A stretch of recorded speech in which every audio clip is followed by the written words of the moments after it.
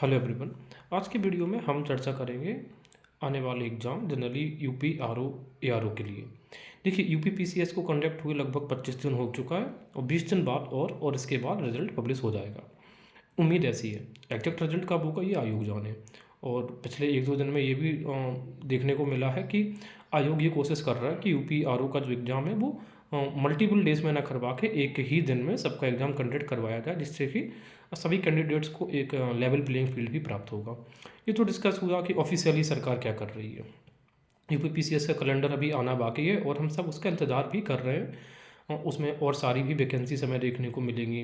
उम्मीद है कि इस बार जो ब्लॉक एजुकेशन ऑफिसर की वैकेंसीज है वो ज़रूर आएगी। हो सकता है वो मतलब second half of the year में उसका एग्ज़ाम कंडक्ट करवाया जाए, बट ये है कि वो आएगी। इसके अलावा उत्तर प्रदेश में जो टीजीटी पीजीटी वैकेंसीज काफ़ी दिनों से नहीं आई हैं 2019 के बाद से, उनके भी चांसेस हैं। तो पढ़ते रहिए और मेहनत करते रहिए, क्योंकि आने वाले टाइम पे वैकेंसीज आएगी और फिर हमें ये समझने में प्रॉब्लम हो जाती है कि हम किसका अप्लाई करेंगे फॉर्म या फिर कौन सी छोड़ेंगे। ओके, अपार्ट फ्रॉम दिस जो मेन मुद्दा है वो ये है कि देखिए, आरओ का एग्ज़ाम के लिए बहुत से लोग तैयारी कर रहे हैं, यूपी पीसीएस के लिए भी कर रहे हैं। लेकिन मेरा जो एनालिसिस है, जो प्रॉब्लम है ये है इंटरनेट क्राइसिस। अब इंटरनेट क्राइसिस मैं क्यों कह रहा हूँ, जितना इंटरनेट मुफ्त में मिला है उतना ही उसका मुफ्त में दुरुपयोग भी हो रहा है। देखिए, हर एक व्यक्ति, इवन मैं भी उसी में ही हूँ, सब ने अपना अपना एक यूट्यूब चैनल ओपन किया है और दिन भर उसमें बैठ के कुछ ना कुछ उनको बोलना बताना है। चीज़ क्या सही है क्या गलत है इससे उन्हें कोई मतलब नहीं है। लोगों की मेंटल साइकोलॉजिकल चीज़ों पर कितना इम्पैक्ट पड़ता है नहीं पड़ता है, जो डोंट केयर है। होता ये है कि एक बड़े बड़े से थंबनेल लगा लेते हैं कि देखिए अब क्या होगा, आरओ वालों आरओ का तो पूरा साल फंस गया, अब वो इसी चक्कर में फंस गए हैं। तो इस प्रकार के थंबनेल्स बना के ये लोगों को भ्रमित करने की बात ही नहीं है। ये मतलब लोगों का, मैं ये मानता हूँ कि एक तरीके से वो उनका मेंटल एक्सप्लॉयटेशन कर रहे हैं। और वो पता है इस वजह से कर रहे हैं क्योंकि हम और आप ना उनके सब्सक्राइबर हैं। तो मैं ये हमेशा कहता हूँ, कोई भी चैनल आप सब्सक्राइब करो, इवन आप मुझे ही अगर देख रहे हो, सब्सक्राइब तभी करिए जब आपको जेन्यून लगे कि that I can help you out. अगर आपको ये लगे बकैती कर रहा हूँ मैं बैठ के, तो बिल्कुल मत करो। और अगर आपने सब्सक्राइब किया तो अनसब्सक्राइब करके भी जाओ। आपका टाइम कीमती है। आप जहाँ पे एंगेज होते हैं ना, जो भी कंज्यूम चीज़ें करते हैं आप, जैसे व्यक्ति अगर अल्कोहल कंज्यूम करेगा तो उसका लीवर इम्पैक्ट होता है। आप इंटरनेट पे जो भी कंटेंट देखते हैं, आपका माइंड बॉडी सोल सब इम्पैक्ट होती है। तो बहुत ही सोच समझ कर, even the same things apply on your Instagram accounts जिनको भी आप फॉलो करते हैं, जो आपके जीवन में पॉजिटिव चेंज दे, उसी के फॉलोवर बनिए। ठीक है, आप फॉलोवर हैं, किसी के कोई स्लेव नहीं है। तो सोच समझ के अपना रोल मॉडल को चुनिए। जो भी चैनल्स हैं, सब चैनल्स को फॉलो करने की ज़रूरत नहीं होती। कुछ अच्छे चैनल्स हैं, बहुत अच्छे अच्छे लोग काम कर रहे हैं, पढ़ाई से जनरली बात करते हैं। ये दिन भर बैठ के उल्टा सीधा बात करने की अपेक्षा उनके पढ़ाई से उनका काम है, उनको फॉलो करिए। तो एक तो ये अफवाह से आप दूर रहिए कि एग्ज़ाम कब होगा कब नहीं होगा। जब होगा जिसके हाथ में है वो अपना काम बेहतर कर रहे हैं। आप अपने आप से क्वेश्चन पूछो, क्या आप अपना काम बेहतर कर रहे हैं? The answer is no.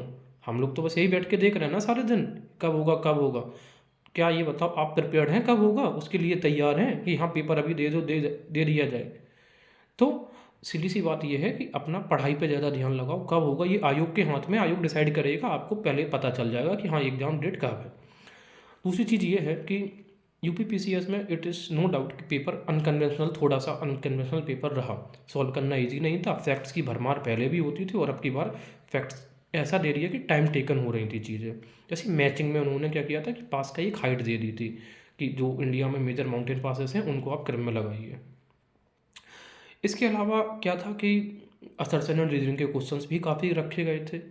और मेन इंपॉर्टेंट एक चेंजेस देखने को मिला कि डेट्स, बहुत एक्यूरेट डेट पूछी थी उन्होंने। सिर्फ हिस्ट्री की ही नहीं, इवन करंट अफेयर्स में भी, जो जैसे कि कोई मिसाइल मतलब मिसाइल का सफल परीक्षण किया गया, कोई समझौता हुआ है, तो इन सब चीज़ों की एक्यूरेट डेट पूछी। That means UP PCS factual, बहुत ज़्यादा फैक्चुअल होने की कोशिश उन्होंने की है। तो ऐसा कुछ एक्सपेक्ट हम आरओ में भी कर सकते हैं। तो हमें ज़रूरत है तैयार होने की। अब हो ये रहा है कि जो कुछ 15-20 क्वेश्चन इस प्रकार से आए हैं, 20-25 मान लो, 30 मान लो, तो कोचिंग वालों ने उन्हीं को अपना पैम्पलेट बना लिया है। आए दिन उन्हीं क्वेश्चंस को वो देते रहते हैं और कहते रहते हैं अगर आपको ये गलती नहीं दोहरानी है, आपको अगर अच्छा परफॉर्म करना है, उन्हीं क्वेश्चंस को दिखा दिखा के वो डराते हैं। जैसे ब्रिटिश डराया करते थे, कैरेट एंड स्टिक पॉलिसी पढ़ी है हमने। तो एक तो ये ट्रैप से बचिए। देखो, किसी कोचिंग के हाथ में नहीं है वो क्या देंगे क्या नहीं देंगे। कायदे से खुद बैठो, पेपर करके आए हो, नहीं भी आए हो तो जो पेपर उठाओ, अवेलेबल इंटरनेट पे बैठो, अपना नॉलेज को चेक करो, कोशिश ये देखो कि हमने क्या गलती की। बहुत सारी सिली मिस्टेक्स की हैं, जैसे मैं खुद एग्ज़ाम देने गया था, मैंने खुद 3 से 4 क्वेश्चन सिली मिस्टेक्स किया, मतलब ऐसा रीड किया प्रेशर में कि उसको मिस रीड किया मैंने। तो हर किसी के साथ होता है। हमारा सिलेक्शन ना, जितना हम मेहनत तो हम सब कर रहे हैं, बस सही डायरेक्शन में मेहनत आप कर रहे हैं, ये अपना देख लेना ज़रा। अब बात ये है कि आप सोचो बहुत ज़्यादा भी पढ़ लेने से सब कुछ पढ़ लेंगे तो हो जाएगा, नहीं होगा। सब कुछ पढ़ लोगे रिकॉल नहीं कर पाओगे, बहुत लिमिटेड पढ़ना है, ठीक है ना। जो जितनी चीज़ें लिमिटेड का मतलब ये नहीं होता कि आधा सिलेबस पढ़ना है, कि आधा सिलेबस छोड़ देना, नहीं। जो सिलेबस है पॉइंट टू पॉइंट उसे तो कवर करना। हिस्ट्री है, ज्योग्राफी है, पॉलिटी है, इकोनॉमिक्स है, करंट अफेयर्स है, साइंस है। अब साइंस में भी 3 पार्ट हो जाते हैं, जैसे बायो को ज़्यादा फोकस करो, थोड़ा फिजिक्स पे वो स्पेसिफिक क्वेश्चन आजकल आ रहे हैं पिछले 5 सालों में, उनकी थीम पढ़ के जाओ। केमिस्ट्री एक आध क्वेश्चन आता है, चाहो तो उसे आप छोड़ भी सकते हैं, लेकिन नहीं भी छोड़ सकते हैं। तो इस प्रकार की चीज़ें कि सिलेबस पूरा कवर करो। अब ये नहीं है कि एक क्वेश्चन किसी का आ रहा है तो आप पूरा पढ़ के चले जाओ। देखना कितना आसान है, स्कीम से क्वेश्चन आ रहे हैं, 2-2 3-3 भर के स्कीम्स आ रही हैं। तो भाई अगर 100-150 स्कीम्स हैं, उन्हें पढ़ लो, याद कर लो, 3 क्वेश्चन आएंगे, 2 तो बन ही जाएगा ना, क्या दिक्कत है। इस प्रकार के जो लो हैंगिंग फ्रूट्स हैं उनको आप अचीव करने की कोशिश करो। तो कोचिंग के ट्रैप पे मत पड़िए आप।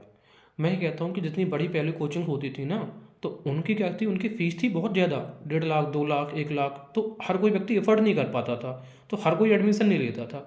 लेकिन अब जो यूट्यूब वाली कोचिंग्स हैं ना, इनमें फ़ीस रखी है 500 रुपये, 99 रुपये में आपको करंट अफेयर्स का कोर्स दे देंगे, 200 रुपये दे देंगे। अरे भाई आप ये देखो ना, वो अपना बेच रहे हैं, उन्हें फ़र्क नहीं पड़ता है आपको क्या है।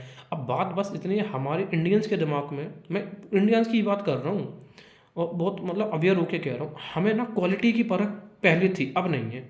हम बस क्वांटिटी पे जाते हैं कि अच्छा 99 रुपीज़ में हमें इतने पेजेस का नोट्स मिलेगा, इतने से इतने तक मिलेगा। भाई क्वालिटी ऑफ मटेरियल को चूज़ करिए आप हमेशा।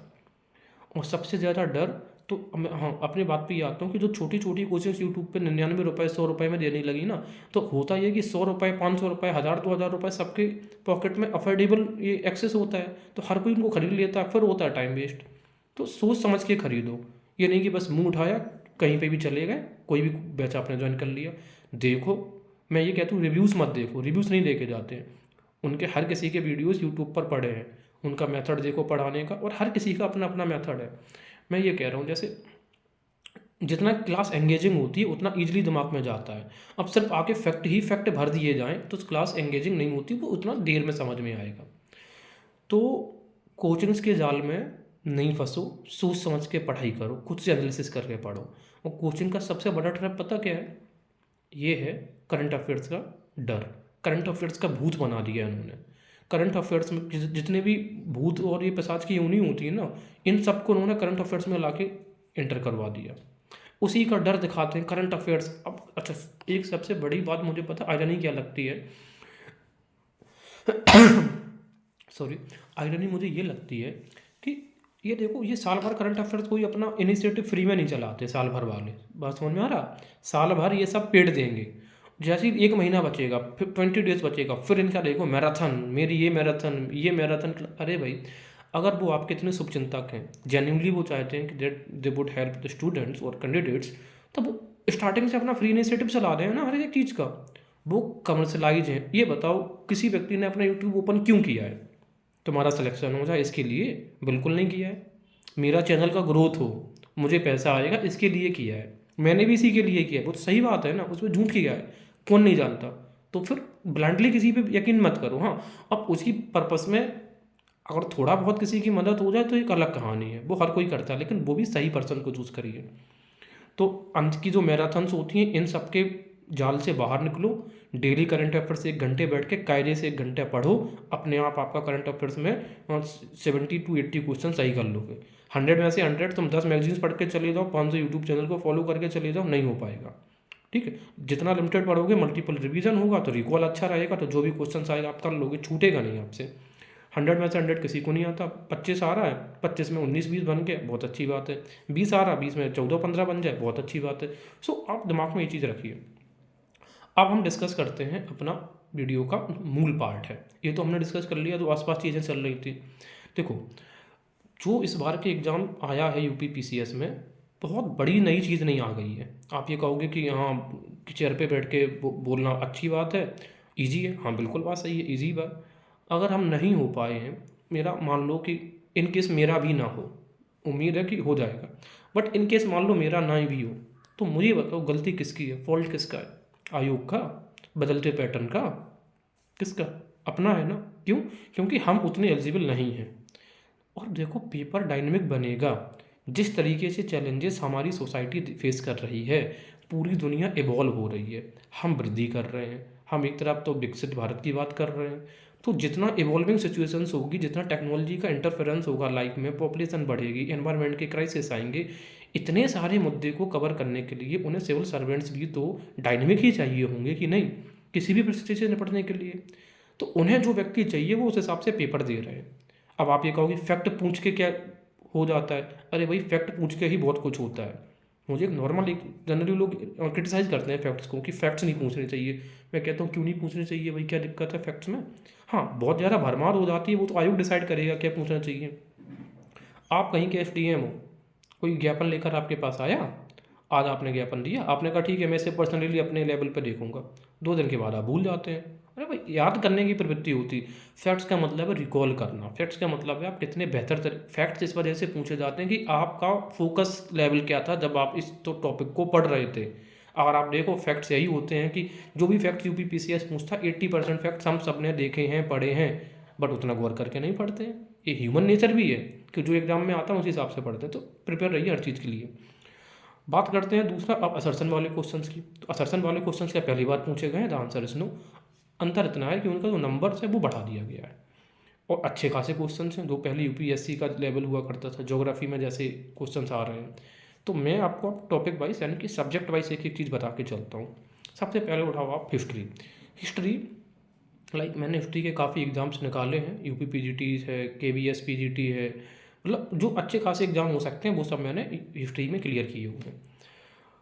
ओके, तो किसी दिन बैठ के बताऊंगा कि मैं बैठ के करता हूँ क्या हूँ आपके सामने। तो हिस्ट्री में मैं ये कहता हूँ, आप किसी की टेस्ट सीरीज सॉल्व मत करो, कोई भी कोचिंग बनी रहे, आप पीवाईक्यूज़ पकड़ो। घटना चक्र में पीवाईक्यूज़ हैं, बहुत अच्छी बात है। दूसरा अगर आपने घटना चक्र सॉल्व कर ली है तो मैं आपको एक चीज़ और सजेस्ट करूँगा, नेट जीआरएफ के पीवाईक्यूज़ आप उठा लो, 5-8 साल के। अब आप ये कहेंगे कि उससे उसका सिलेबस नहीं भाई, नेट जेआरएफ की सब चीज़ें सेम होती हैं, मैं आपको रियलिटी बता रहा हूँ। उसमें जो हिस्टोरियोग्राफी वाला पार्ट है वो आ जाए, वो बस आप छोड़ देना, क्वेश्चन आए वो छोड़ दो, वो आपको समझ में आ जाएगा कि ये किताब। अब हिस्टोरियोग्राफी मतलब स्पेसिफिक इतिहास से रिलेटेड। अब आप ज़रा समझना, हिस्ट्री की इस बार यूपी पीसीएस में 2 क्वेश्चंस पूछे गए थे बुक से, उससे कि बुक्स और राइटर्स मैचिंग के लिए हो, दोनों वो हिस्ट्री जो ऑप्शनल वाले, लाइक जो हिस्ट्री जीआरएफ वाले हैं वो उन लोगों का पढ़ा हुआ है।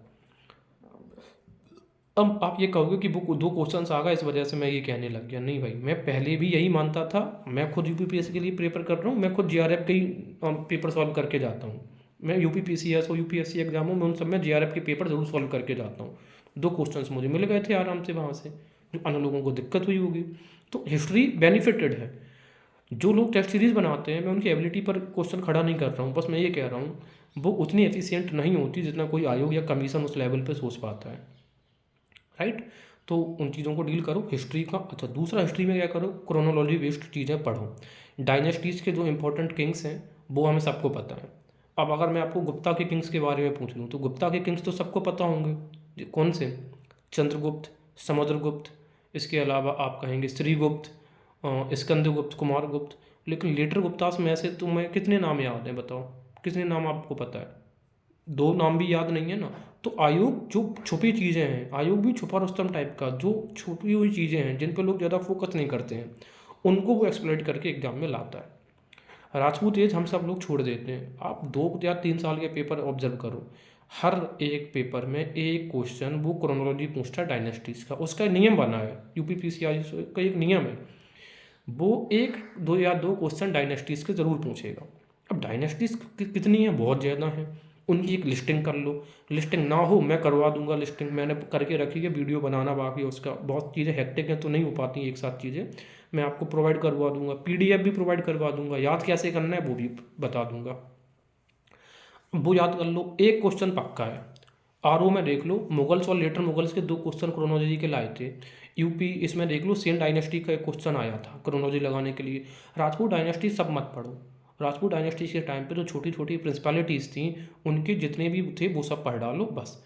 उसी तरीके से मॉडर्न हिस्ट्री में भी क्या करना है आपको, मॉडर्न हिस्ट्री में भी आपको क्रोनोलॉजी वाइज पढ़ लेनी है। क्रोनोलॉजी जो है वो ज़रूर सीखो लगानी, रिवोल्ट वगैरह पढ़ डालो। दूसरी चीज़ हिस्ट्री में ये फोकस करो मॉडर्न इंडिया में जनरली कि बहुत सारी जो इंस्टीट्यूट्स बने हैं, क्रांतिकारी संगठन बने हैं, संस्थाएं बनी हैं, उनके नाम बहुत सेम से हैं। जैसे Indian association, east India association, Indian society, national Indian society.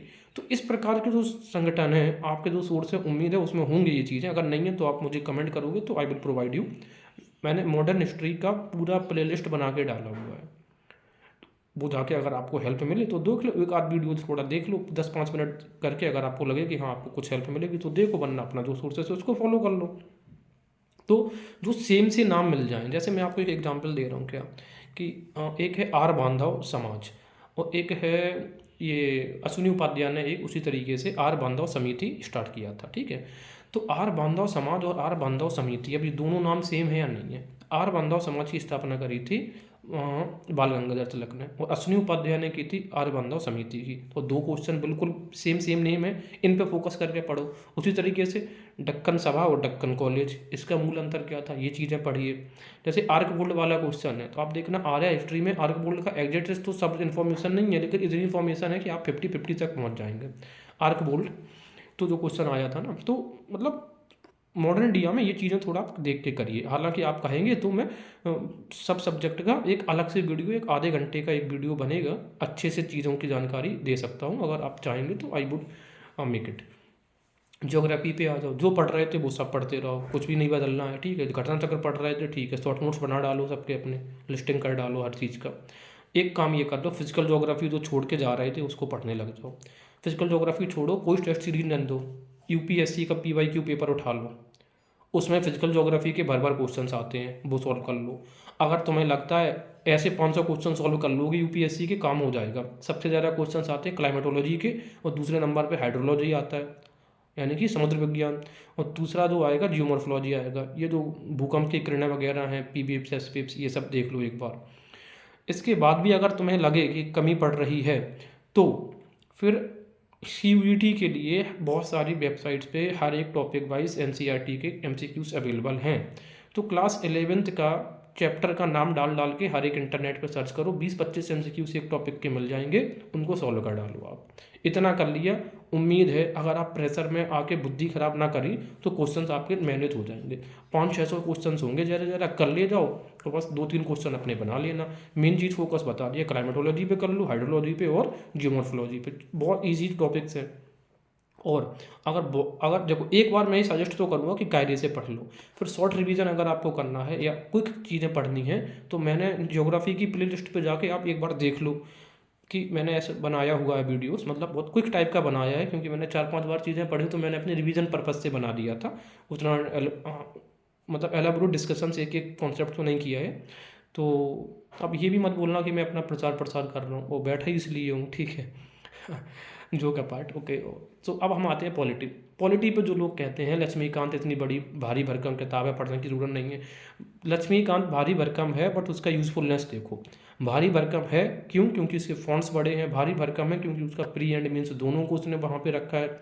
मैं कहता हूँ पॉलिटी के लिए आप अगर UPPCS लेवल का कोई भी एग्जाम पढ़ रहे हैं, इवन UPSI भी पढ़ रहे हैं, तो ultimate source for you is Laxmikanth. तो लक्ष्मीकांत को पढ़िए, बाकी सब अपना कचड़े को डब्बे में उठा के फेंक दो, मैं यही कहता हूँ। को देख लो, आप खुद क्वेश्चन तो उससे मिलान कर लेना। वो KCBRS क्वासी फेडरलिज्म किसने कहा है, कोऑपरेटिव फेडरलिज्म क्या क्या है, लूसेंट में मिलेगा आपको ये सब, एक क्वेश्चन का खेल हो जाता है। तो पॉलिटी के लिए वही है, और PYQ सॉल्व करो, घटना चक्र सॉल्व करो, दैट्स इट। इकोनॉमी पे अगर हम आते हैं तो जो इंपॉर्टेंट संस्थाएं होती हैं, जो स्कीम सरकार ने चलाई, एक तो स्कीम्स का लिस्टिंग करके रख लो अपना, पुरानी स्कीम्स, नई स्कीम्स, वो सब कर लो। PYQs में जो भी स्कीम्स आई हैं 2018 से 2024 तक, वो सब मैंने एक वीडियो बना के दे दिया है, चैनल पे डाल दिया है, आगे एक बार देख लो, नोट डाउन कर लो। और मैं एक PDF प्रोवाइड करवा दूंगा आपको, और विद वीडियोस, जिसमें स्कीम्स मैं बताऊंगा, साथ में याद कैसे करनी है वो भी बताऊंगा। अच्छा, दूसरी बात इकोनॉमी में क्या करना है, जैसे लीड बैंक स्कीम है, कम्युनिटी डेवलपमेंट प्रोग्राम है, ये सब कब हुआ था? कोई भी संस्था है, नेशनल हाउसिंग बैंक, नाबार्ड है, एग्जिम बैंक है, ये सब की स्थापना कब हुई थी ये देख लो। एनएसओ और प्लस सीएसएसओ एक साथ कब मतलब मर्ज कर दिए गए हैं। तो ये सब चीज़ें आपको देख लेनी है, ठीक है। मैं लोग जो कहते हैं ना कि इकोनॉमी स्टैटिक नहीं पूछता, अरे भाई इकोनॉमी में अच्छा खासा स्टैटिक पूछता है, गिनी चुनी चीज़ें हैं इकोनॉमी में, तो वो पढ़ लोगे, 2-3 क्वेश्चन वहाँ से आराम से निकाल लेते हैं। कमेटीज़ जो हैं, है ना, लिस्टिंग कर डालो इकोनॉमी की कमेटीज़ का। आप कहो तो मैं आपको वीडियो अवेलेबल का वीडियो पड़ा है कमेटीज़ का इकोनॉमी का, और पीडीएफ अवेलेबल करवा दूंगा। इसके अलावा दूसरी चीज़ ये है कि इकोनॉमी का ये पार्ट हो गया। इसके बाद हम बात करेंगे एनवायरनमेंट। एनवायरनमेंट छोटा नन्ना मुन्ना सा टॉपिक है, 2-3 क्वेश्चन पूछ लेते हैं, वही है जो कन्वेंशंस हैं, लिमिट टू ग्रोथ है, ब्रिटलैंड कमीशन 1987, यही सब पढ़ लो। बस एग्जाम करते वक्त पैनिक नहीं करना है। साइंस की बात करें तो जनरल साइंस के लिए लूसेंट उठा लो, घटना चक्र पढ़ लो, वही आ जाता है, ठीक है। ज़्यादातर फोकस बायो का करो, फिर फिजिक्स का कर लो, और देन लास्ट में एक आध दिन थोड़ा केमिस्ट्री उठा कर देख लो। अब साइंस के पीछे बात ये है, या इधर साइंस आएगा तो ऐसा आएगा तो इन्हीं सिलेबस से आ जाता है, इन्हीं सोर्सेज से, या फिर साइंस को कहीं साइंस एंड टेक लेवल पे चले गए तो थोड़ा टफ क्वेश्चन दे दिया तो वो किसी से बनेगा है नहीं, तो डोंट ज़्यादा नहीं जाओ। हाँ, अगर आरओ के लिए प्रिपेयर कर रहे हैं तो फिर रीजनिंग को भी पढ़ते रहो, टॉपिक वाइज पढ़ लो और पी वाई क्यूज़ को सॉल्व कर लो। कहना आसान है भाई, लेकिन जिनको नहीं आती, अब थोड़ा मैथमेटिक्स पे भी ध्यान दे लेना। 3-4 क्वेश्चन पूछेगा, प्रॉफिट एंड लॉस का है, एवरेज का है, प्रपोर्शन रेशियो है, और सिंपल इंटरेस्ट, कंपाउंड इंटरेस्ट, ये सब चीज़ें थोड़ा 5-6 जो ये इस प्रकार के चैप्टर में पढ़ के चले जाओ बेसिक। अरे किसी का भी एक आप यूट्यूब पे वीडियो डालो, 2-2 घंटे की क्लासेस हैं, ले लो, 10-20-50 क्वेश्चन सॉल्व करके चले जाओ, और बाकी पी वाई क्यूज आपका है आर का और ये PCS का। तो इतनी चीज़ें कर लो, तो ये सब चीज़ें एक तरफ है। दूसरी बात है, एग्जाम में सेल्फ कॉन्फिडेंस अपने पास रखो। अगर एग्जाम में आपने पैनिक नहीं किया, पैनिक हर कोई करता है, लेकिन उस पैनिक में भी अपना पैनिक मोड थोड़ा लो रखना है। हर कोई पैनिक करता है, मैं खुद जाऊंगा, मैं खुद पैनिक होता हूँ। तो अगर आप ये कहो कि मैं बैठ के ज्ञान दे रहा हूँ तो ये तो यूजलेस थिंग है। पैनिक तो होता है हर कोई, लेकिन उस पैनिक को भी आप रिड्यूस करिए, तरीके ढूंढिए, और उसका तरीका एक ही है, खूब मेहनत और सेल्फ कॉन्फिडेंस। और सेल्फ कॉन्फिडेंस कैसा आएगा, पहली स्टेप होगा, जितनी मेहनत करोगे सेल्फ कॉन्फिडेंस आपका डेवलप होता चला जाएगा। और जब आपका सेल्फ कॉन्फिडेंस डेवलप होगा तो फिर आपको बहुत ज़्यादा कुछ सोचने की और पैनिक मोड करने की ज़रूरत होगी है नहीं। तो यही मेरी कुछ आपसे आज की कैजुअल टॉक थी।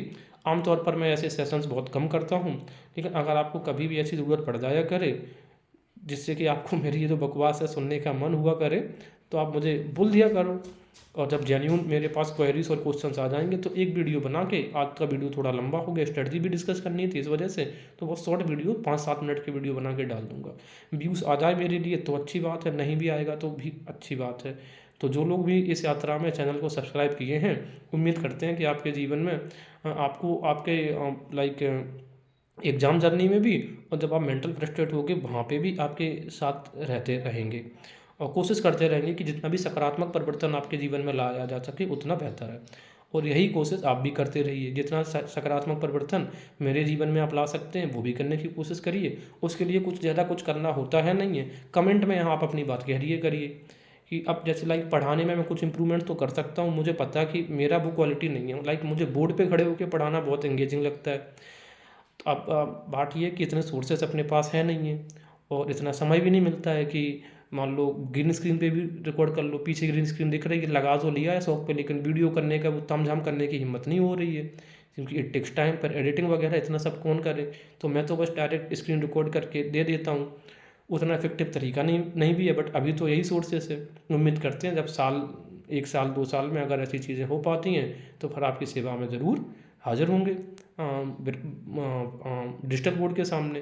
तो कोशिश तो यही है कि डिजिटल बोर्ड पे ही एक्टिव हुआ जाए, बट अभी संसाधन चूँकि है नहीं है, तो अभी तक के लिए तो सिर्फ इतनी सेवा है। ठीक है, पढ़िए, खूब मेहनत करो, मेहनत से ही सेल्फ कॉन्फिडेंस आएगा, आगे बढ़िए। धन्यवाद, आपने अभी तक मुझे जो सुना, टॉलरेट किया, उसके लिए very very thank you. It's okay, नमस्कार।